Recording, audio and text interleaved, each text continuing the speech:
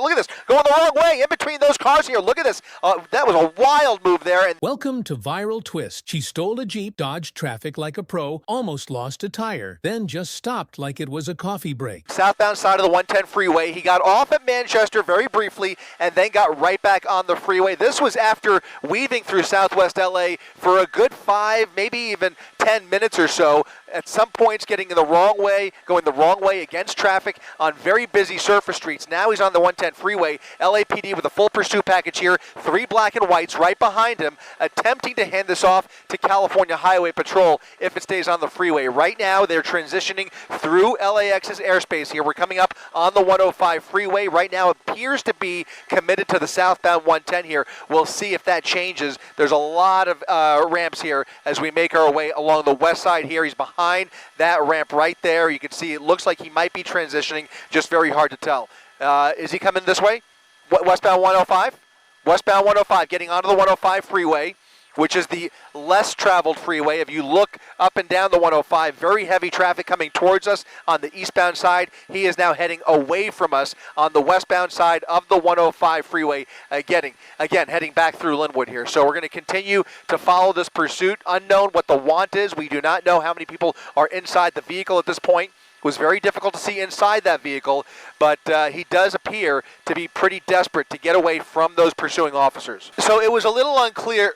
You're right. It was a little unclear whether it was the tire that was running flat or if the actual axle was destabilized. I can't tell. It looks as he picks up speed, it seems to be wobbling a little bit less. What I can tell you is he has been in at least one, maybe even more minor collisions during the course of this pursuit. And I'm talking about real love taps, gentle bumper-to-bumper type stuff, but nothing major. There's no major damage obvious other than the stability of that front left wheel. So again, whether it's the tire that was misbehaving or now it appears that it's more likely the rim or the axle that was for some reason a little bit wobbly as he was traveling a little bit slower. And as you mentioned, as he picks up steam here, it looks to be a little bit more stable as we peer up on this pursuit from the rear. Coming up on the rear here, it looks like the vehicle is behaving okay, at least for the time being.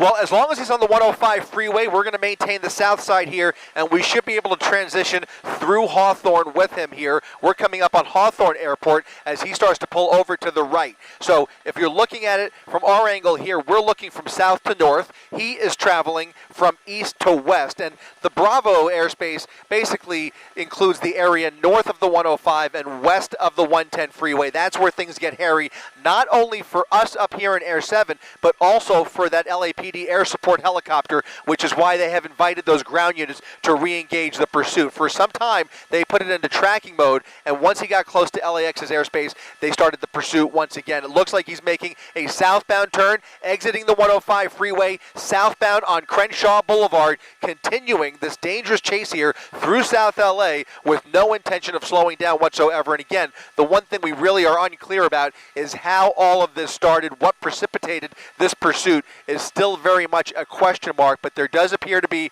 clear intent on his part to get away and clear intent on LAPD's part to not let that happen. So now he's making a right turn. He's going to be heading westbound on 120th Street, away from Crenshaw Boulevard, heading back towards the west here, going through another red light here, not obeying stop signs, not obeying red lights. That has been the pattern throughout this pursuit. We don't know. Very much unclear at this point whether there's anybody else inside that vehicle. We do not know whether he is armed or whether LAPD has any of that intelligence or whether they are operating in the blind. Again, we don't know how all this started. He's now making a left turn off of 120th, southbound now on Prairie Avenue through Hawthorne. That's going to take him away from LAX's airspace, gives us an opportunity to catch up with him. It also gives that air support helicopter the opportunity to maintain a visual. And now I am hearing, Giovanna and Philip, that this is a stolen vehicle. So a stolen vehicle now in a parking lot here, heading in through a liquor store, trying to come out the other side on Broadway.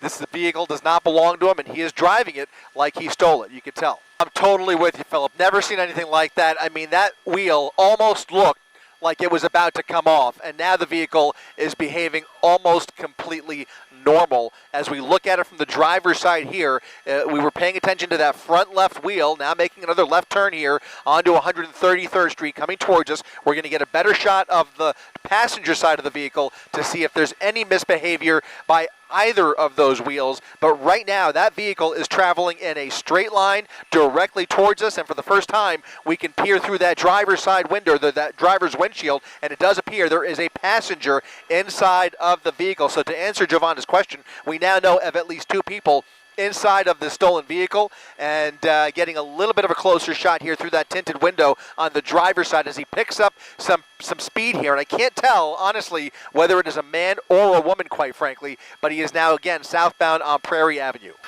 Oh, you're so right about that. And every time we've seen any encounter with any kind of traffic jam, he's really shown little hesitation to weave around traffic, go the wrong way, and at some points even making contact with some of these innocent drivers on the road here. So now he's in a much more congested, more narrow area here on Cordary Avenue off of Prairie, and you can see, I'm sorry, let me just lower this radio really quick here. Southbound on Cordary Avenue, and still continuing down this more industrial area here. So we've been through residential neighborhoods, we've been through more commercial areas, we've been on the freeway, off the freeway, now coming out on a major at Rosecrans Avenue, now coming westbound on Rosecrans, slowing down a little bit. We'll go ahead and widen out to see how far back those LEPD units are. They are trying to catch up, and as you can tell, they have pulled back just a little bit, whether they were unable to squeeze through traffic there. Look at this, going the wrong way in between those cars here. Look at this. That was a wild move there, and there comes LAPD right behind him as he slows down here.